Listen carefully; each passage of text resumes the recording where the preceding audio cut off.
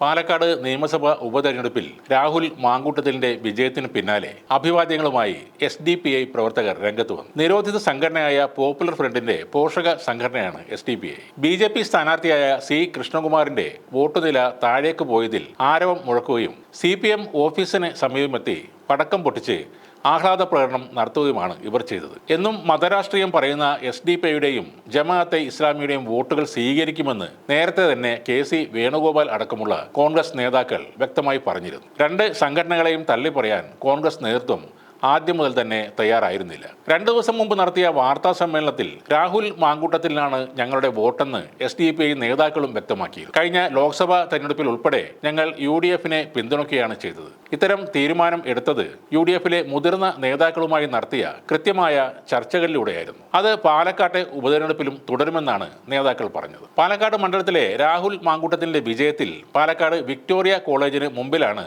SDPI പ്രവർത്തകർ പ്രകടനം നടത്തിയത്. രാഹുൽ മാങ്കൂട്ടത്തിൽ ലീഡ് ഉയർത്തിയതിന് പിന്നാലെ അഭിവാദ്യങ്ങളുമായി SDPI പ്രവർത്തകർ അവിടേക്ക് എത്തുകയായിരുന്നു. അതേസമയം അന്തിമ ഫലത്തിന് ശേഷം മാധ്യമങ്ങളോട് പ്രതികരിച്ച CPM സംസ്ഥാന secretary MV Govindan master Palakkad BJPയുടെ വോട്ട് മറിഞ്ഞിട്ടുണ്ടെന്നാണ് ആരോപിച്ചത്. SDPI ഉൾപ്പെടെയുള്ള സംഘടനകളുമായി ചേർന്നുള്ളതാണ് UDFന്റെ ഈ വിജയമെന്നും MV ഗോവിന്ദൻ പറയുന്നു. വർഗീയ കക്ഷികളുടെ മഴവിൽ സഖ്യമാണ് പാലക്കാട് പ്രവർത്തിച്ചതെന്നാണ് MV ഗോവിന്ദൻ പറഞ്ഞത്. UDF പാലക്കാട് വർഗീയ കക്ഷികളെ കൂട്ടുപിടിച്ചു. SDPI ആണ് പാലക്കാട് പ്രകടനം നടത്തിയെന്നും MV ഗോവിന്ദൻ എടുത്തു പറഞ്ഞു. തെരഞ്ഞെടുപ്പ് ഫലം വന്നതിന് പിന്നാലെ തെരഞ്ഞെടുപ്പുകളിൽ വ്യക്തി അധിക്ഷേപം പാടില്ലെന്നാണ് രാഹുൽ മാങ്കൂട്ടത്തിൽ മാധ്യമങ്ങളോട് പറഞ്ഞത്. എല്ലാവരും കൂടി ചേർന്ന് തന്നെ കുട്ടിക്കുരങ്ങൻ എന്ന് വിളിച്ചിരുന്നു. കള്ളപ്പണക്കാരൻ ആക്കിയിരുന്നു. ബുദ്ധിക്ക് സ്ഥിരത ഇല്ലാത്ത ആൾ എന്നും വിളിച്ചിരുന്നു. MV ഗോവിന്ദന്റെ പരാമർശത്തിൽ അദ്ദേഹം അത്തരത്തിലൊരു പരാമർശം നടത്തുമെന്ന് താൻ കരുതുന്നില്ല എന്നാണ് രാഹുൽ മാങ്കൂട്ടത്തിൽ പ്രതികരിച്ചത്.